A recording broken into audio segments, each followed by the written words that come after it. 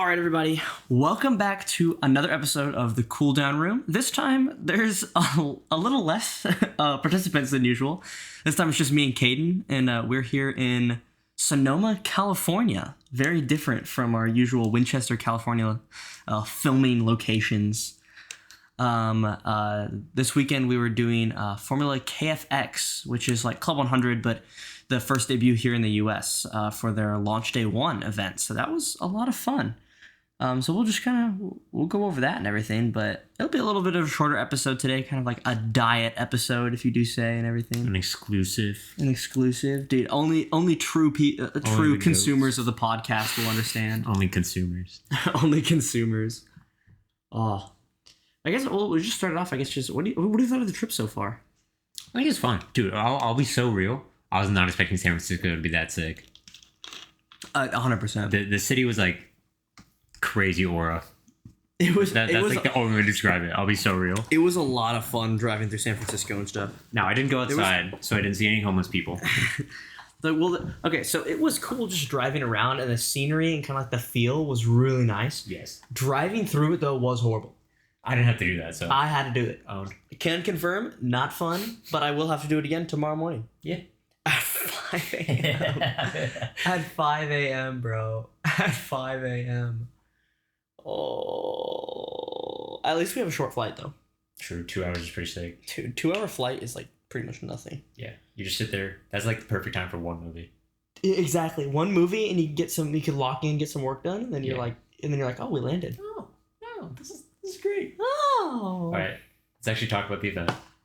I guess. If we must. If I must, dude. If I have to on the podcast I literally created to do this for, bro. Oh, dude. Tragic. So unfortunate. Anyway, I guess first coming into the event, dude, I totally thought we took a wrong turn. Going to the actual like stadium. Yeah, because so for those of you not familiar with Sonoma Karting Complex, because I assume most people are not, you have to go through the gates of Sonoma Raceway first. And so I thought it was just like an offshoot where you just like turn in. Either you turn in and then there's like a quick like left to get to the track, or it's like a separate access route. So we turn in, we're going up to the Sonoma gates, and there's an AMG like Mercedes event going on. Yeah, it's one of those experiences. Like it was the AMG experience with like a big sign. So we're like, oh. Yeah. And so I come up to the guy at the gate, and I'm Scary like, guy, I will say. And I was like, I'm so sorry. I'm here for the karting event. I think I took a wrong turn. He's like, no, you're chill. Sign this form. Yeah. And you were chopping it up while I was filling it out too. Dude. Hey, those gate guys sit there in the sun for how many hours? True. Like the least I could do is just chat with him. He was there at 5. Dude, he said he was there at 5 and we got there at 9 o'clock. Yeah. Bro. I could not imagine being there at 5 a.m. But hey, at least you got to go home early. That's true. Yeah. Oh my gosh. So yeah, after that, we found our way to the track after I took a wrong turn in the parking lot. Don't ask how I did that. And then, yes, I am a karting driver, believe it or not. Too hard of a left. Too hard of a left. There was 2 left-hand turns. Yeah. Like one after another, and I just happened to take the one the one I shouldn't have. You gamble wrong. I took dude, it was a 50-50 shot, and You missed it. I missed it. One shot, one opportunity, and I failed. Oh well. Owned. But dude, oh my gosh, the weather out here. You love fog, so. Dude, I love the fog. I'm telling you, dude. I lived in Washington, so like, the fog's pretty normal. So dude, it's really fun to me that you love fog. In Arizona, I've only experienced fog one time in the city, and it was majestic. I will say the thunderstorms are pretty sick in Arizona. 100%, dude. When you're in Arizona, you gain an appreciation for the rain, but I've also heard that the Arizona rain is very different from everywhere else. It's very warm. It's nice. I like Arizona. Is it? It's nice. It very like cools things down, but when it hits you, it doesn't like make you sad. Oh, is that? Yeah. Okay. I was gonna say because there was somebody I was talking to who used to live in the UK, and I was like, dude, we love the rain here, and she's like, that's because the rain here is good. I'm like, what's the difference? She's like, I don't know. She's like, But in the UK, every time it rains, it's just depressing. In Arizona, you're happy all the time. It's like everywhere else, it's depressing. It's warm water. That's the only thing. That's the only thing. Dude, it's like taking a shower. Yeah. It's genuinely like taking a shower that you didn't want to take with clothes on. But I mean, it's not that bad. It's so much better than Washington because it's so cold. The Washington rain like nails you. Oh, I could see how that would not be ideal. Yeah. Okay. And it does it all the time. It's never sunny. It's never sunny in Philadelphia. You're so stupid. You're just mad that I'm. You just reversed the name of the show and then laughed. And that's not funny. In the comments below, tell me I'm funny. No context. No, there is a context. It's never sunny in Philadelphia. That's it. That was a funny joke. Dude, say you're funny with a sun emoji. No comment. Either with a cloud or a sun emoji. That's what I want. Prove Kaden wrong. Yeah, yep. If you like me, you'll prove Kaden wrong. If you like the pod, you'll prove Kaden wrong. If you're listening to this right now. If you're listening to this right now. Our little secret. We haven't even talked about the track, bro. Lock in. It's been 6 minutes. Yeah. It's fun.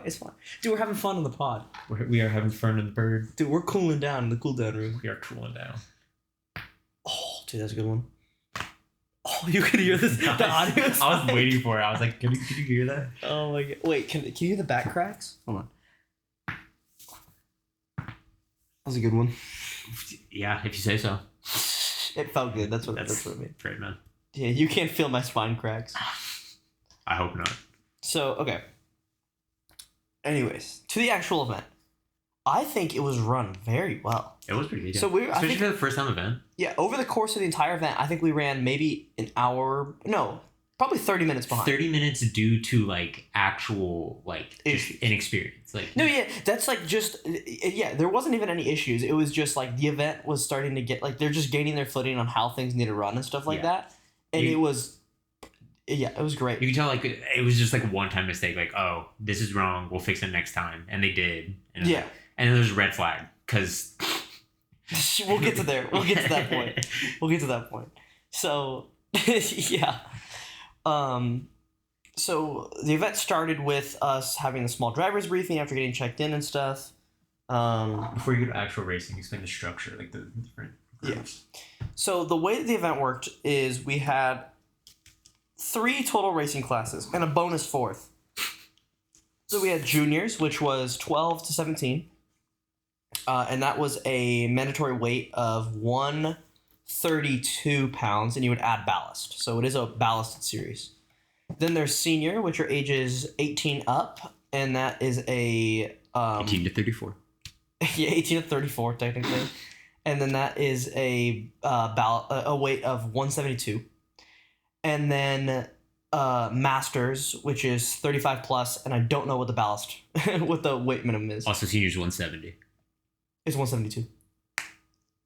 Technically. No, you're right. Yep, that's right. I know. So, there's a very fun fact when it comes to all these series.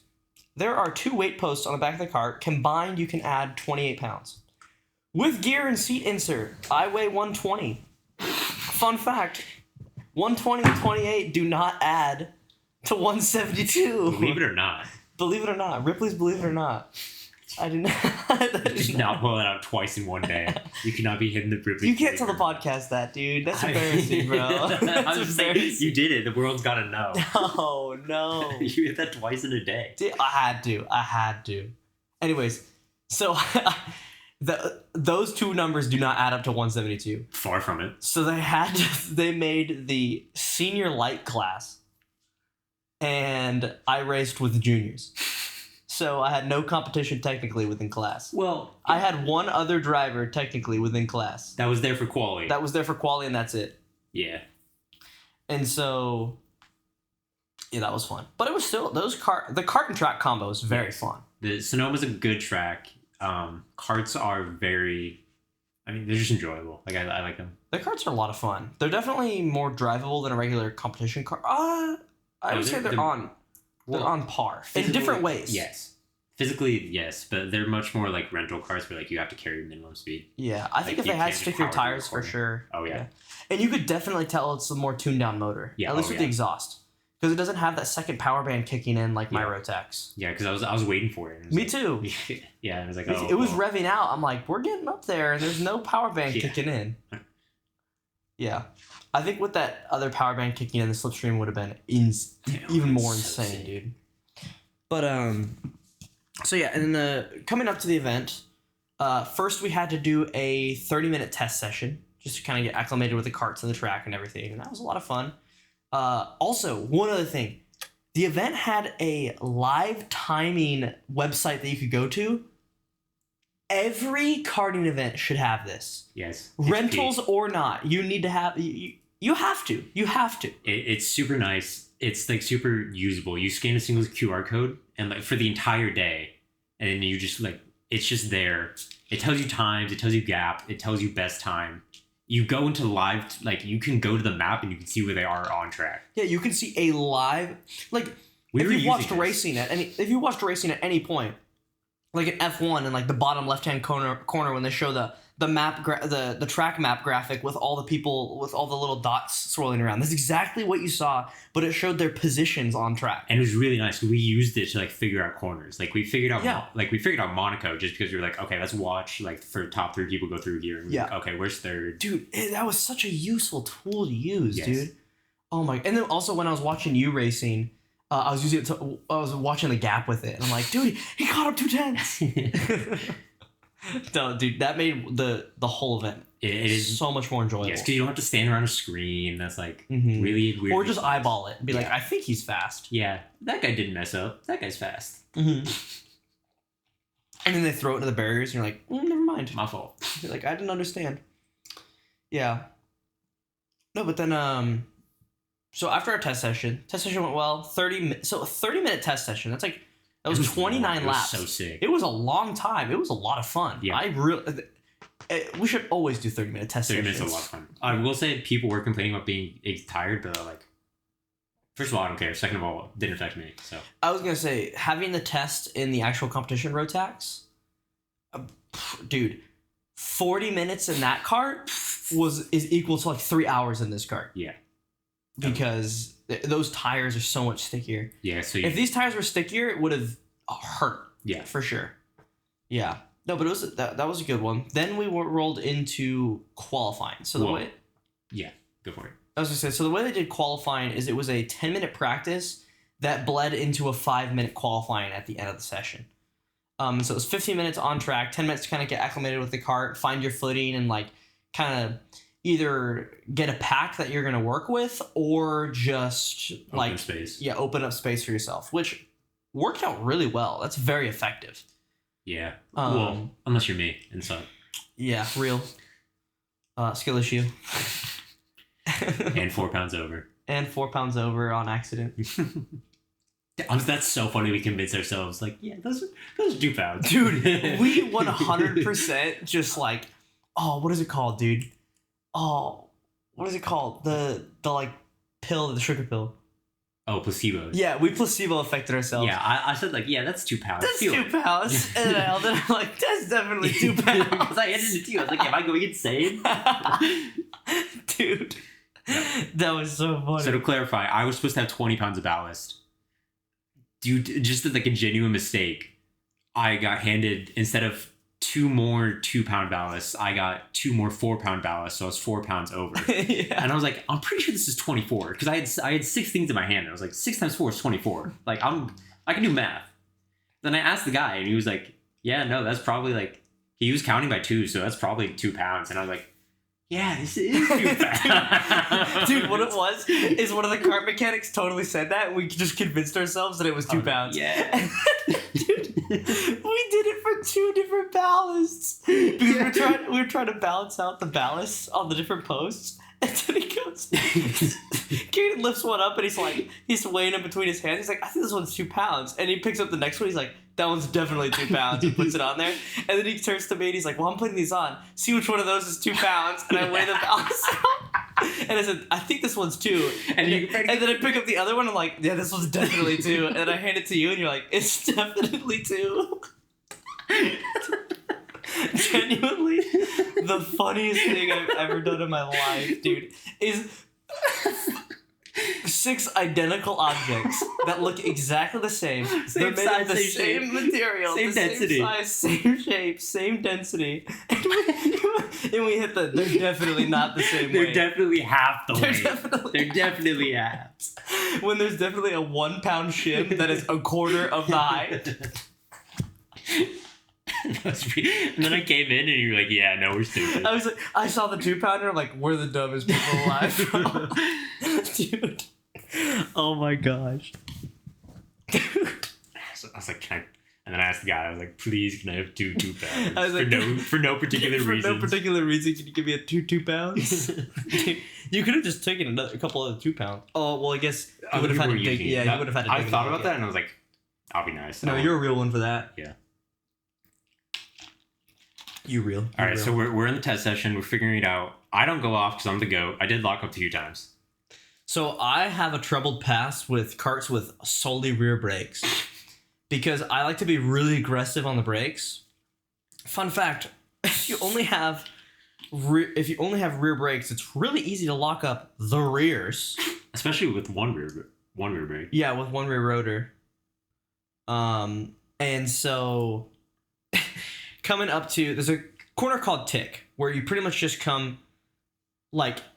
You're flying in with so much speed, and then there's like a short, like a kind of like a kink almost, and then it's off camber over a crest into the corner, and then you're just immediately back on the throttle. To be clear, full 180. Yeah, full 180. It's like almost like a hairpin. Yeah, it's like a brick. It's like a blocked hairpin. Yeah, it's like a squared off hairpin. Is what I would say. And so in the test session, I'm like, all right, let me move my braking zone up. I moved my braking zone a little too far up. Hit the brakes as I went over the crest and just locked them and flew off the track. During this time, this is also when a few laps later, I look back and I see Gio in Tic Tac. And I'm like, dude, why did they have him on a separate track? He's like trapped. I genuinely thought he messed up so bad. They put him on a separate track just by himself. That's hurtful. I'm kind of offended. Well, I was like, what did he do? Dude, I got banished. Yeah. Because I was looking at Tic Tac, but I was like, the orientation made it feel like it was just a different track overall. Oh, that's fair. So how did he get there, first of all? Second of all, what is going on? Second of all, why is he there? Yeah. Yeah, because then our pace was similar. Yeah, so I just kept seeing you there, and I was like, yeah, he's just permanently in living jail. there. Yeah, dude, that's so funny. Oh my gosh. Dude. So then, what was it, So we move into quali. For my qualified pole in class, technically. I qualified first in class. 3 seconds ahead of second. 3 seconds ahead of second. And I qualified 4th overall behind the juniors. But yeah. And then you tell them how you did. Yeah, so for my practice quali, I was dumb. I finished 8th overall, 4th in class, mostly because there were slower people behind me, and I just always kept catching traffic, and so I just didn't fully commit to taking this lap I need to chill out, get these people that are slower than me way far ahead of me so that I can have space, and I ended up being a full second off pace, just because I kept catching traffic, and yeah, so that was mostly me, so that was really annoying. That's all right. It's all right. I made it up. You definitely made it up. So going into the so the rest of the event, after qualifying, there's a pre-final. It's 15 minutes long, and that's a position race. Then the fastest lap times from those are used to determine the final, which is an 18-minute sprint. Real quick, what's your opinion on it not being fastest lap instead of final position? I think they just did fastest lap for the event. Okay. That would make a lot of sense, actually. I'm pretty sure it's going to be positioned for the actual racing series. I think it makes a lot more sense for it to be position. Yeah. And so I'll just go over my races because they're first, because they were the least eventful, because I was the only one racing. So in the pre-final, we did not have the other senior light guy. He just disappeared. So it was just me chilling. You scared him off. It was just me chilling in a group of juniors. And the one thing I did not want to do is piss off a bunch of junior parents. a great idea. Because that would be terrifying, especially yes, it's just like a launch day event, but I also don't want to make any enemies at a launch day event. You are good at that. And so, apparently everybody hates it. I don't know why, but that's just how it is. And so on the start, I kind of just like stayed in and stuff like that, but people ended up challenging me and I just gave them the position. And then a few laps in, I pulled the craziest thing. Going into tick, I decided to push it just a little bit too far. Guess who flew off track again?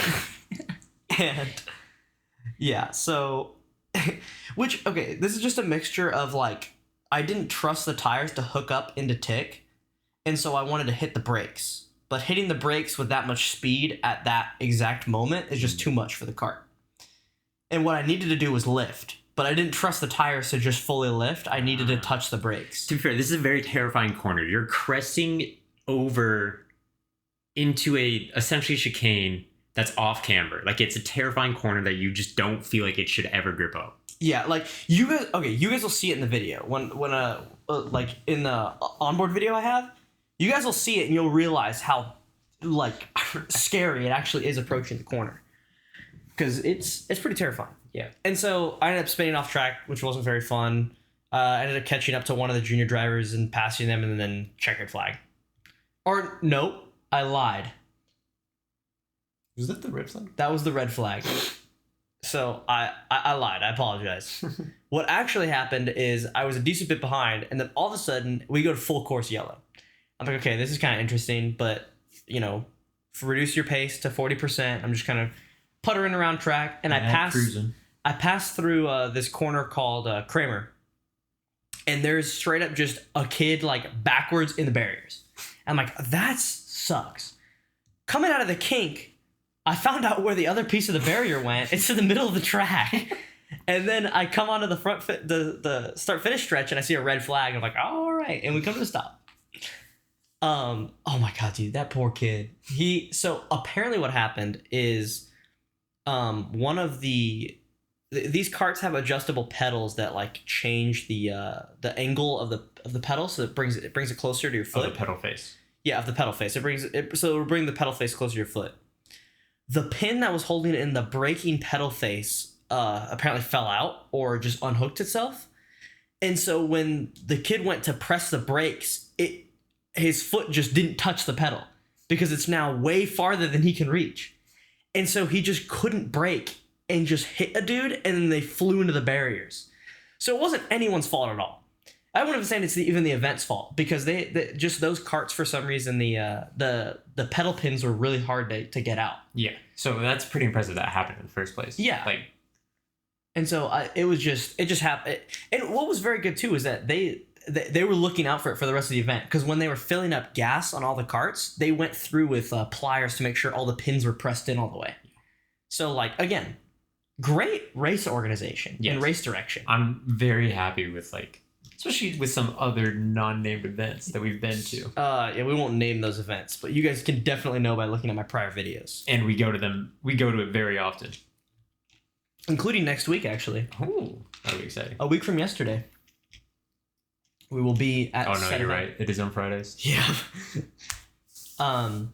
So yeah, and then after the red. Also, they start it at at 10 a.m. So we don't end at midnight, which is super chill.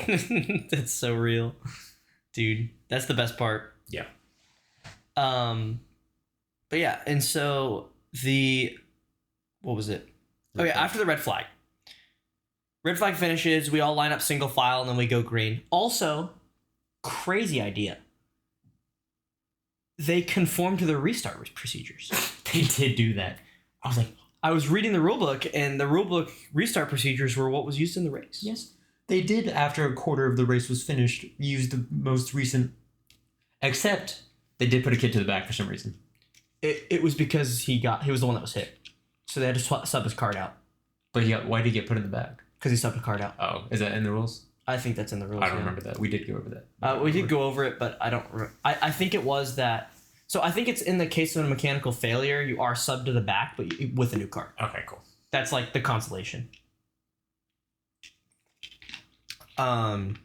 Which is fair, especially on a single file restart where everybody's bunched back up again. Yes. if you're already ahead and you're fast enough, you'll just carve your way back through. It'll be fine. Which he did. I will say. Which he did. He was hauling. Yep, 100%. No, but yeah, those kids are troopers, dude. That guy's a tank. That guy is a tank. He drove the cart back to the pits. Oh my god. The one that got into the barriers. Yeah. He just got back in and drove to the pits. Dude, that kid is awesome. So yeah, and then ended up gaining a couple positions there after the restart happened. And then came to checkered flag. So that was good. And then for the final, I started in 4th again. And coming to the green off the tram lines, I just decided to take T1 as wide as possible and just let the juniors through. Because there was 8 juniors in the race? That sounds right. Because I think they had 9 carts. Yeah, so there were 8 juniors in the race, and half of them were in front of me and half of them were behind me. And so my thought process was, I'm just going to let them through and I'll just hang behind for a bit while they battle for the lead. And then once I see kind of packs forming, then I'll actually start pushing to try and have some battles with people. And so that's what I did. A few laps into the race, the battle, the people were battling and the packs started forming. And so I started pushing then, and I got back on the back of this other driver and started pushing her to this other pack, and we got to a pack of 4 people, and we were just going back and forth. Dude, it was so much fun. That was a very fun race. Side by side race. I was side by side with a few of them for half a lap. It was very impressive. They were, again, those kids were doing really good. I was having a lot of fun. And so yeah, and then a lot of it too was just that I do not trust the brakes yet. Otherwise, I would have sent some crazy moves. Yeah. But also, I do not want to kill a kid. If I was in a senior race, that may have changed my mind. So funny. Dude. It would have been. That would have had a parent punching me in the face. But I would have been watching it. That's the difference. Okay. All right, buddy. Okay. So yeah. So then that's how it goes. I ended up picking up 3 positions, I think, near the end. But yeah, super, super fun. Ended up finishing side by side with one of the junior carts, which was super cool. And yeah, so that was how mine went. And so, believe it or not, I ended up winning the senior light class as the sole competitor. My go. Yep. And that was kind of how my event was. Super fun. I enjoyed it a lot. Good battling and got to meet some pretty cool people and everything. So. Yeah. All right, Kaden, tell us about your experience. I'll spin you a tale. Oh, okay. All right. I'm listening. I'm listening. So we're in this is right after this is right after Geo's quali. So we're getting in it's the pre-race. So it's for essentially positioning in the final. And so I'm in 8th, and I'm like, okay, let's just charge up. Let's see what we can do. I'm definitely faster than these people. I'm now at the weight I'm supposed to be. Let's just see what I can do. And so it's pretty normal. The start's fine. It was a good starting procedure. We get through a few corners, I think a few positions, and then I think I'm in, what place would I have to be in? I made it up to between 4th and 6th, and then into Kramer. Okay, I was definitely in 6th because into Kramer, 2nd and 3rd take each other out. 5th swoops in front of me, and now I'm in 4th. So I miracle was one of 2 people that did not get nailed by that incident. So now I'm in 4th. And then for the rest of the race, I'm catching the guy in front of me because he's a full second slower. And I'm doing I'm not doing the best moves. I'm not being patient because I'm catching him everywhere. So I'm not being patient and putting moves on where I'm supposed to. So they're not great moves. But it also wasn't a clean response from the other guy. You're putting on the pressure. I'm putting on the pressure, but I should have just been waiting and then just passing him because I had so much more pace. Yeah. And then, but the responses weren't that clean either. He was cutting my nose off a few times, and then yeah, so it wasn't great. And then we come to the second to last lap, which I don't know yet.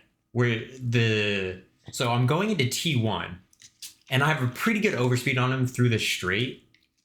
And I'm like, okay, I'm on the outside. He knows I'm here because I've bumped him a few times. I'm on the outside. You are fully alongside. Yes. You are maybe your front nose is just behind his tire. Yes. His front tire. And I know for a fact he knows I'm there. He can see you in his peripheral. Yes.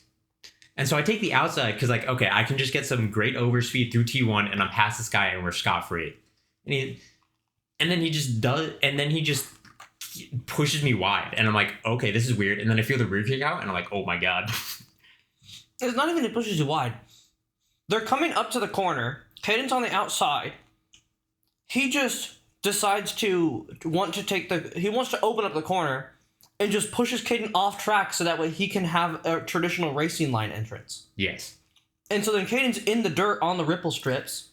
And then Kaden pulls the miracle of all comebacks and just decides to sling it back on the track in front of him. And I make it back. We're like right alongside him, which was hilarious to watch. And so that caused me to lose a few kart lengths on that guy. The guy behind me did catch up, but I was faster than him. And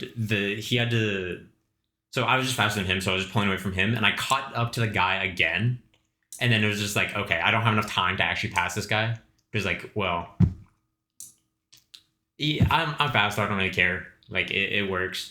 And then I found out we did fastest lap for the final. I was like, yes!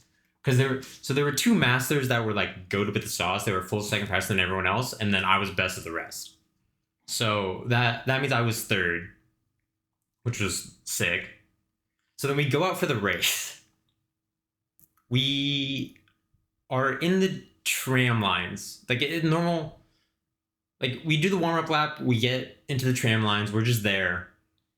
And then as we're going, we're approaching the start-finish line. I just see a dude in my peripheral just fly up the inside. And I'm like, what is happening? And I see me, the guy next to me, and the two guys on the front row just go, what? As we're starting the race. Like, we're going through turn one, we're like, what is happening? It was really funny. So he broke tram lines before the green flag dropped. I wasn't really paying attention to green flag drop because I was paying attention to the leader. Because of that, I mean, like, he has priority, so it's better to follow him than try to guess when he goes off green. That was the one thing that I was confused about. They did not make that very clear. That was the one thing that wasn't clear. Was because obviously you go on green flag drop and the leader has to be ahead when the green flag drops. But the question was, do you break from tram lines at start finish or when green flag drops? Yes, the only clarification we had was I want to see P1 make it through turn one in first. Yes. That was the only clarification we had, which is, I mean, I get in the moment makes sense, and then you think about it and you're like, what about everyone else? So, yeah. To be fair, what if P1 gets a horrible start? Yes. I don't know. So, that's why I think it should just be, it's leader's responsibility and they can go from a start box. Yes, I do think start box is the right idea, which might have been what we were doing. I don't know. They only told the leaders. Well, the start box is usually they have like two cones set up. And so there's a clear idea of like, this is the earliest the leader can go and this is the latest the leader can go. Okay, that's fair. We did not do that. No, we did not do that. Oh, one thing that I thought was very nice too was, shoot, I forget what they called it. But it's like pushing on a start. Oh. If you're pushing the leader or the leader of a row, or just even if you're pushing people aggressively like on a start to try and like get a better launch, you will get penalized. Yes, we have had this also happen at an unnamed event that we go to very often. Correct. Yeah, I was the victim of it. Well, yes. You were the beneficiary of it. Yeah. I was the beneficiary of it, yeah. And I was trying so hard to slow down. We were talking about it. And I was even like throwing my hands up, I'm like, bro, chill. Like, chill, please. But yeah, I mean, that was fine. He did he got into first and then he gave the positions back, but they still penalized him, which I think is fair. Like, it's pretty reasonable. So. He was very reasonable. Yeah. No, because I remember looking up on the restart and I'm like, what happened? All of a sudden I saw a guy in the middle and just sending it into T1. It was so funny to me because I just saw 4 sets of hands just go, what is happening? Like, just all like put their hands out and like, what? Just simultaneously, everyone had the same idea. Yeah. But he gave the positions back. We talked to him about it later because this is also a guy I was fighting later, and he was very nice and he was like, very much like, yeah, no, I just didn't realize the start procedure. So, like, yeah, that's fair. He gave positions back, not upset. It was just a crazy event. I think he did arrive a little late, so he did miss some of the driver's briefing. That's possible. Which is unfortunate, and he should have been there. But, yeah. You know.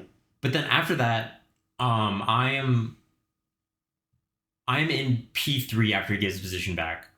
The guys in front of me are the goats that are a full second ahead, so I'm trying to keep pace with them, doing it pretty well. And then I start messing up a few corners, and then I'm like, okay, it's time to just figure out, like, instead of trying to set, like, fastest lap, just figure out a safe line that I can do that won't lose me position. So I do that for a while. I'm doing pretty good. Having pretty good fights with fourth and fifth, which at this point is one of the masters and the guy that jumped the start. But I didn't know that it was the master and the guy that was jumping the start, so I was just fighting for my life. So like we were putting like they were clean moves, but they were like really nice moves on each other, and it was really fun to do. And then eventually out of Kramer, there's a back marker that did not get blue flagged, and it's like, oh, this sucks, but like he didn't get blue flagged, so what do I do? And then like I just can't do anything because I'm carrying so much speed, and he's just in the way, not carrying the speed, and I'm just like, okay, I'm cooked. So I lose out fourth and fifth. No, yes, I end up in fifth, losing out to both of those guys from that. And then on what lap was it? Was it white flag? Yes, it was white flag. Yes. So then I'm currently chilling in fifth, low-key pissed, but like whatever. Like I'm catching up. I might catch them before the race end. I'm like, oh, it's white flag. And then I see 4 people going to turn 1. And then after half a second, only 2 people are going into turn 1 because the other 2 are in the wall. So what ended up happening is that current third and fourth are going around the outside of turn 1 on 2 back markers. And I guess they didn't see them there. So either I couldn't get the story straight if like third and fourth were next to each other and then one guy went wide or both of them went wide. The end result is that third and fourth are now on the wall. And so they rejoined behind me. So I've now inherited third without knowing it. I thought I was fourth still. And then I finished the race there and ended first in the class. Yeah, dude. And you came up to me at the race and you were like so mad. You're like, it is what it is. I'm like, hey, at least you still won. You're like, what? Yeah, I was convinced that third escaped it. I thought it was a back marker and fourth and fifth that were in the wall. I see. So I was like, dude. Dude, the face change was I was low-key pissed because it was like, what happened right after also of me losing position is like I made a dumb move because I was desperate and that made me lose fifth. So I was like, oh. So yeah. Yeah, that's fine. Yeah. Dude, fun event. Very fun. I enjoyed it a lot. It was yeah. It does feel good to have pace too. It must be fun to race with people. Dude, I was thinking about asking if I could join the junior race just to race you. Dude, just put me in the back. I'm already overweight. Let's do this. Dude, let's run it. Dude, no, it was so much fun though. Yeah. I do want to race the series. I just don't have the funding. Yeah. That's the only thing that does suck is the funding part of it, because it is a little pricey for what it is. I think it is worth it. Yes, it is very bang for your buck, but we don't have the buck. We don't have the buck. Also, we have to drive from a different state. Yes, that does add to it. Although driving is only $80 there and back instead of $400 for the flights. We also have to pay for hotel. We got a car. You're so right. We should ask him to camp out at Sonoma. You said we could do it. They did say they'd be like, yeah, if you just told us about it, it should be fine. Then we're so chill. Yeah. Hell yeah. Okay. Well, do you have any other closing statements or anything that like you want to add on and everything? That was pretty much the entire event. Just everybody was pretty nice. Everybody was really chill. Everyone was chill. The organizer, Philip, is pretty cool. Yeah. I like that guy. Yeah, the guy was really cool. Yeah, it's just everybody there was definitely passionate about like the series and what it can become and everything and stuff. And so I am excited to see where it goes, and hopefully we can run a couple more races to kind of as the season goes on. Maybe if we can't run the whole series, maybe we could run 1 or 2. Win those. Yeah, win those. Dip, come back, win again, dip. You know, that's just how we do. That's how we rock and roll. Dude, but yeah, it was a very fun event. I enjoyed it a lot. Oh, so I guess that's it. I'll just sign off here. Wow. With the diet episode. The dirt. It wasn't really super dirt. I guess it's like 30 minutes less than it usually is. It's a diet episode. Well, that to be fair, that's because we always go and rant. We start yelling at each other in the main. That's very real. There's only two of us. I can only use so much. Well, we did a little bit. We had some banter back and forth. But that's what people watch for. Like that's what people listen for. But you have to add some character to the people, you know? That's what people behind the purd. Yeah. Behind the purd. Behind the purd. All right. Well, I hope you guys enjoyed. Thank you again for. I also created. I finally have social media. So Zipper Racing 4, the GOAT. Yep. That's it. You should definitely follow him. Well, if we're plugging stuff too, you should follow me on Instagram at Giovanni Perez-D'Amico or on TikTok at GPD_racing. That's also pretty good. Oh, and you know what? While we're here too, you know what? Thank you to my sponsor, aka my own company, The Printed Pieces. You guys should check it out. There'll be a link in the description for theprintedpieces.com. I have my own board game that I made. If you want to buy that, it's super fun. And I'm not just saying that either because I made it. Like, genuinely, it is really fun to play. Great for like big group gatherings and just like kind of like a super easy game that you don't have to think hard about and stuff. Also, shout out to Next Level Karting, the team that I co-founded with a couple other people that used to race at K1, racing at PKRA and stuff right now, doing great work. They also just had a race today, so I can't wait to hear how they all did and everything. But yeah, if you guys are ever interested in getting into karting or stuff, need some extra coaching, definitely go to nextlevelkarting.com. There'll be a link in the description below as well for that. But yeah, I hope you guys all enjoyed. Thank you guys for joining us for another episode of the Cooldown Room. And, well, I think we'll see you guys next time.